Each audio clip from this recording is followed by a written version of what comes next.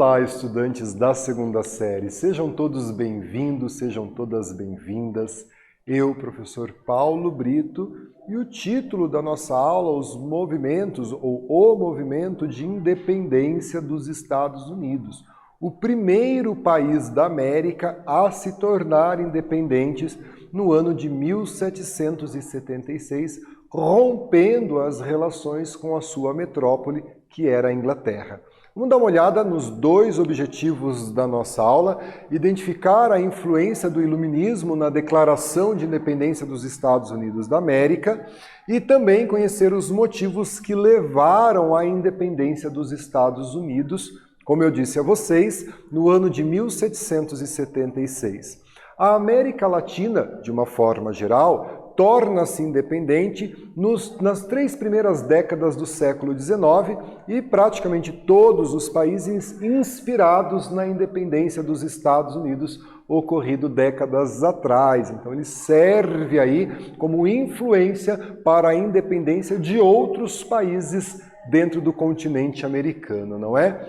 E você se lembra porque a Inglaterra apertou o controle sobre a riqueza, sobre as 13 colônias lá no século XVIII? E também quais medidas a Inglaterra tomou em relação às suas colônias?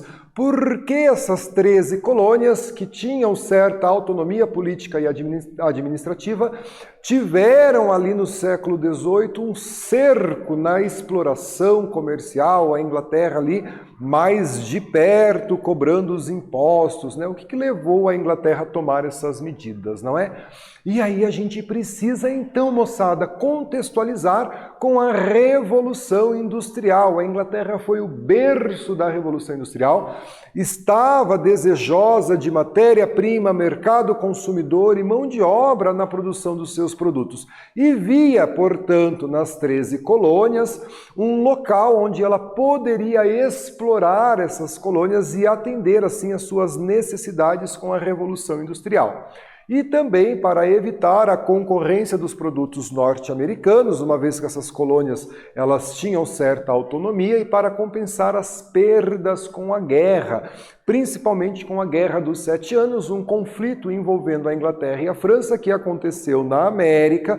E embora a Inglaterra tenha saído vitoriosa, ela teve um gasto muito grande com essa guerra. Então ela resolve aumentar os impostos, criar os impostos e exercer um controle metropolitano mais rígido sobre as 13 colônias, não é? Causando assim a insatisfação dos colonos da América do Norte, não é? E os Estados Unidos foi o primeiro país a adotar um regime presidencialista de governo em pleno século XVIII, servindo aí de inspiração, né, para os outros países que vão se tornar independentes, com exceção do Brasil, que você bem sabe, o Brasil manteve a monarquia pós-independência, né? E de onde vieram essas ideias? Você se recorda de onde vieram essas ideias? Essas ideias de república presidencialista, de igualdade, né? Estão ali, encontram, né, as suas inspirações no movimento iluminista, não é? Que vai trazer essas ideias que são aí, né, grande influência desse processo de independência. E aqui, o dia 4 de julho, uma das festividades mais importantes na história dos Estados Unidos, não é? E o que se comemora nessa data, né? Qual é a data equivalente ao 4 de julho no calendário brasileiro? Aqui essa imagem, né, da comemoração da independência dos Estados Unidos da América. Olha só, né? Dia 4 de julho é o dia da independência dos Estados Unidos, 4 de julho de 1776. Quase 50 anos antes do Brasil, que viria a se tornar independente no dia 7 de setembro de 1822. Então, nessa data, 7 de setembro, ela tem a sua correspondência no dia 4 de julho, né? São as datas da independências dos países. 4 de julho dos Estados Unidos, 7 de setembro aqui do nosso Brasil, não é mais? Olha só, pessoal. Diante dessa necessidade de aumentar a sua arrecadação, nos Estados Unidos, a Inglaterra, então, começa a ter um controle mais rígido através de algumas leis. E daí eu trago para vocês a lei do açúcar, a lei do selo e a lei do chá. A lei do açúcar elevava os impostos, né, sobre o açúcar e derivados da cana, além de artigos de luxo, como vinho, café, importado pelos colonos, com o objetivo, claro, de enriquecer os cofres metropolitanos. A lei do selo vai dizer que todo documento impresso na colônia, vinculado na colônia, precisa ter um selo de autenticidade que se deve pagar por esse selo, gerando assim também lucros para a coroa inglesa. E a lei do chá, pessoal, concedeu à Companhia das Índias Orientais, controladas pela Inglaterra, o monopólio de venda e comércio de chá nas 13 colônias, o que vai gerar uma insatisfação muito grande sobre os colonos que vão organizar a festa do chá do Porto de Boston, né? Também a gente encontra ali a expressão em inglês Boston Tea Party, e aqui essa representação, né, de quando os colonos, vestidos de indígenas, né, disfarçados de indígenas, eles tinham o nome de Filhos da Liberdade, invadiram o porto de Boston e jogaram no mar o carregamento de chá de um navio inglês. E isso vai provocar uma reação muito forte da coroa britânica quando se tem a festa do chá do Porto de Boston. E aqui, pessoal, eu tenho uma atividade e ela traz ali um trecho. Vamos ler esse trecho, não é? Vários protestos coloniais daquela época contaram com a participação de organizações secretas, constituídas principalmente por artesãos e pequenos comerciantes. A mais famosas dessa organização era os Filhos da Liberdade, que foi protagonista da festa do chá do Porto de Boston, né? Qual a relação que se pode estabelecer entre as ideias iluministas e a ação dos colonos? Responda a atividade, a gente já volta com a correção.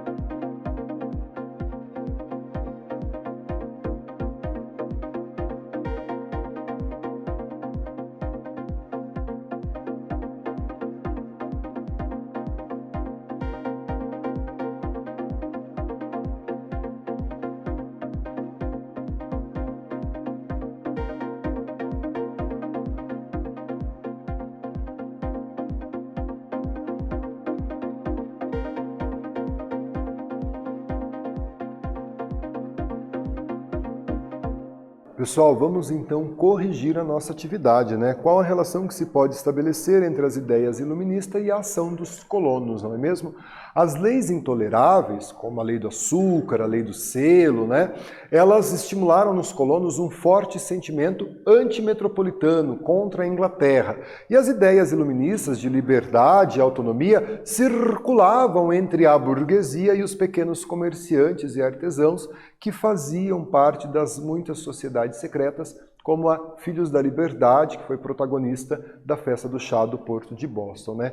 Diante disso, vai ser organizado o primeiro Congresso Continental da Filadélfia, reunindo aí representantes de quase todas as colônias, com exceção da Geórgia, que elaboraram uma petição exigindo o fim dessas leis que eles consideravam intoleráveis, né? Como, por exemplo, o fechamento do Porto de Boston, o principal porto dos Estados Unidos na época, para que pagassem as indenizações pela Festa do Chá do Porto de Boston. Nesse momento, ainda não se falava em independência, né? E aqui essa representação, né, dos colonos reunidos no primeiro Congresso Continental da Filadélfia, né? A gente vê aí a homens brancos, né, a burguesia, a gente percebe a ausência de negros, a gente percebe a ausência de mulheres, de população nativa, dentro dessa discussão do Congresso Continental da Filadélfia, né? E daí nós vamos ter o segundo Congresso Continental da Filadélfia, quando a Inglaterra não acata a petição, exerce ainda mais o seu controle metropolitano, e a gente passa, né, os colonos organizam um segundo Congresso Continental da Filadélfia, e que em votação acabou se optando aí pela separação. O comando do Exército Continental foi entregue aí ao George Washington, uma das grandes figuras da história dos Estados Unidos, né?